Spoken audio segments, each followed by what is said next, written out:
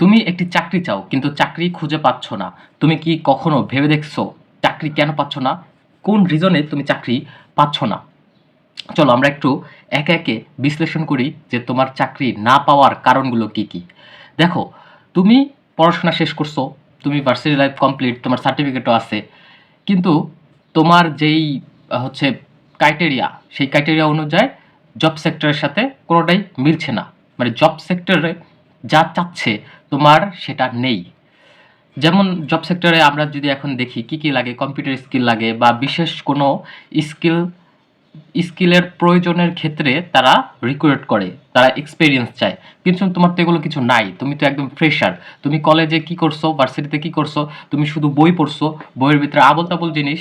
এক বাংলাদেশের education system কীরকম তোমরা তো জানো, যেটার কোনো কাজেই আসে না। সেগুলোই তুমি হচ্ছে জীবন ভরে 20-22 বছর ধরে শিখছো, এখন মনে করো তুমি চাকরির ক্ষেত্রে যে কোনোটাই হচ্ছে না।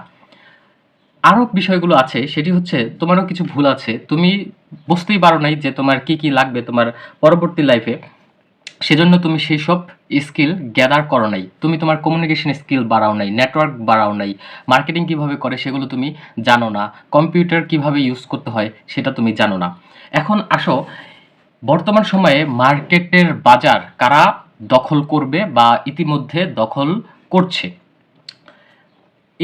এই যে যুগটা আছে 2025 থেকে শুরু হয়েছে এআইয়ের যুগ। এআই অনেক ধরনের কাজ খেয়ে ফেলছে, অনেক ধরনের কাজ চলে যাচ্ছে। সো চলে যাচ্ছে এর মানে কি? এর মানে হচ্ছে তোমার হচ্ছে কাজের সংকট দেখা দিয়েছে। যেমন মানুষ ছাঁটাই করছে, তেমন কিন্তু মানুষ রিক্রুট করছে। রিক্রুট কেন করছে? দেখো, এআই আসার কারণে অনেক কাজ অটোমেটেড হয়ে গিয়েছে, অনেক কাজ এখন হচ্ছে কর্মী দ্বারা কন্ট্রোল করতে হচ্ছে না। তারা হচ্ছে এআইকে ইনস্ট্রাকশন দিয়ে দিচ্ছে, এআই করে দিচ্ছে। যেমন ধরো ডিজাইন, বা যেমন ধরো যে একটা বড় হিসাব করতে হবে বা ক্যালকুলেশন করতে হবে, এআইকে কমান্ড দিয়ে দিচ্ছে, এআইকে নিজের পার্সোনাল অ্যাসিস্ট্যান্ট বানিয়ে ফেলছে। কিন্তু এখানেই আরেকটা সুযোগ আছে, সেই সুযোগটা হচ্ছে তোমার প্রম্পট ইঞ্জিনিয়ারিং বা প্রম্পট কিভাবে তোমার হচ্ছে তৈরি করলে কাজটা সঠিকভাবে করা যায়। সেই প্রম্পটগুলো যদি তুমি শিখতে পারো বা তুমি যদি এই ক্ষেত্রে পড়াশোনা করো, তাহলে দেখা যাবে যে তোমার র্যাঙ্ক অনেক গুণ বেড়ে যাবে, বা এটার উপরেই তুমি তোমার লাইফটা লিড করতে পারবে, তুমি চাকরিটা পেয়ে যাবে। অনেকেই দেখা যাচ্ছে যে সঠিক প্রম্পট কিভাবে দিতে হয় সেটি জানে না। আবার এই জন্য একটা আলাদা স্কিল ডেভেলপ করেছে, যে প্রম্পট যদি সঠিকভাবে দেয় তাহলে কাজটা সম্পূর্ণ হচ্ছে।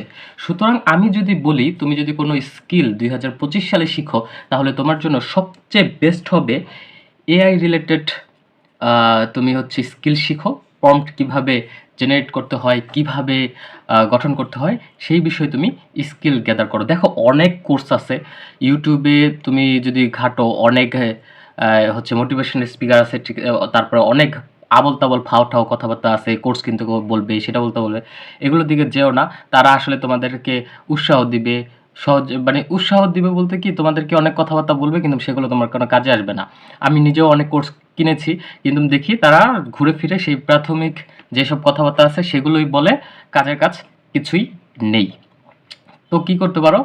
তো হচ্ছে ফ্রিতেই তোমার ইউটিউবে আছে অনেক ইনফরমেশন আছে, গুগলে অনেক ইনফরমেশন আছে, সেগুলো কালেক্ট করো। এখন তোমার সবচেয়ে বড় ডিসঅ্যাডভান্টেজটা হচ্ছে তুমি অনেক হচ্ছে ইনপুট নিচ্ছ, মানে অনেক শিখছো, জানছো, কিন্তু তুমি আউটপুট নাই।